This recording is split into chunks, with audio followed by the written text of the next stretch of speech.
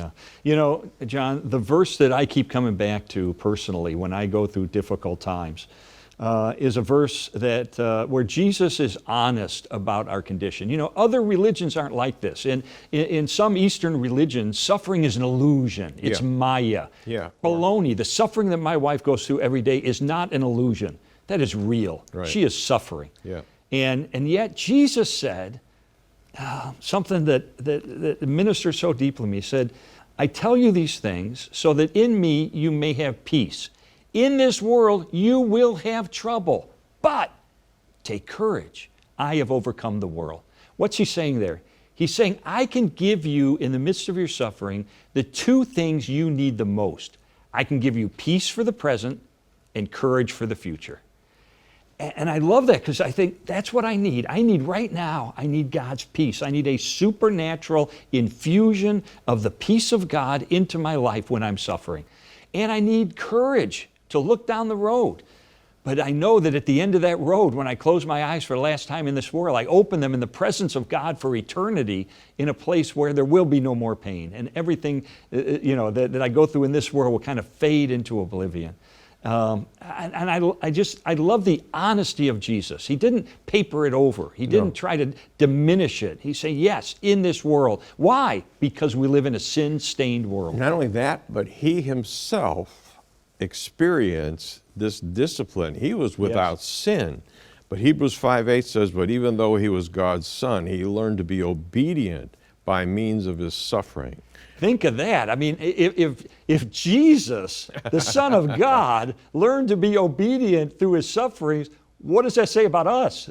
Shouldn't we expect the same thing? Shouldn't we say, God, use the difficulties of my life to shape my character, to draw me closer to you, to make me more empathetic toward others who are suffering, to make me more generous with my time and resources to help others. God, use my suffering to transform me to be a more devout follower of you. Yeah, and I would say this.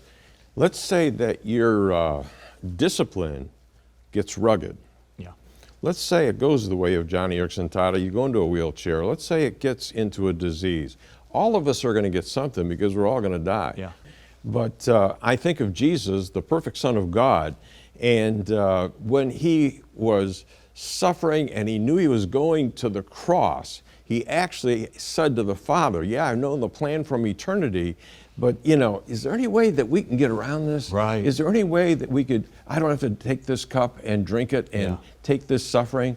And then he said, but not my will, yours be done. Yes. He was perfect all the way, but he experienced suffering. I don't mind asking God and saying, Lord, you know, I think I've had it. Yeah. I just don't know if I can keep on doing this. Yeah. There's sometimes I wake up doing these programs in the morning, okay? And I say, man, we got programs. I got Lee Strobel coming on the program, and I'm saying, man, oh man, how in the world am I going to keep up with him? And I say, Lord, give me the strength to wake up today and to hang in there with him. Wow. And God gives the strength. And something you said to me, John, before we came on today, you're in your office and we were talking about pain, and you talked about your mother having gone through a very difficult time before she died and so forth. We were kind of sharing that kind of thing. And you said something to me in private that I hope you don't mind me sharing. Go for it. But you said, but then I picture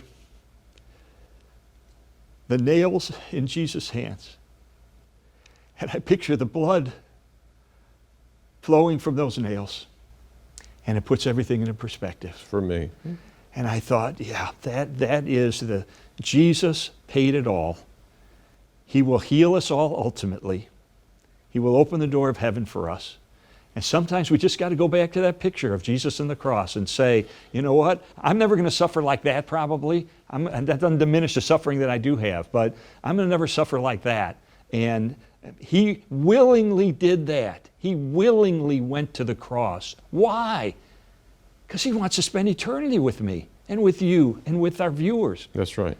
That is the most profound story of all of history. Yeah. That's the one point, whenever I get down, I come back and I put that into my mind and I say, Ankerberg, keep going. Yeah. Remember this. Yeah. He did it for you. You belong to him.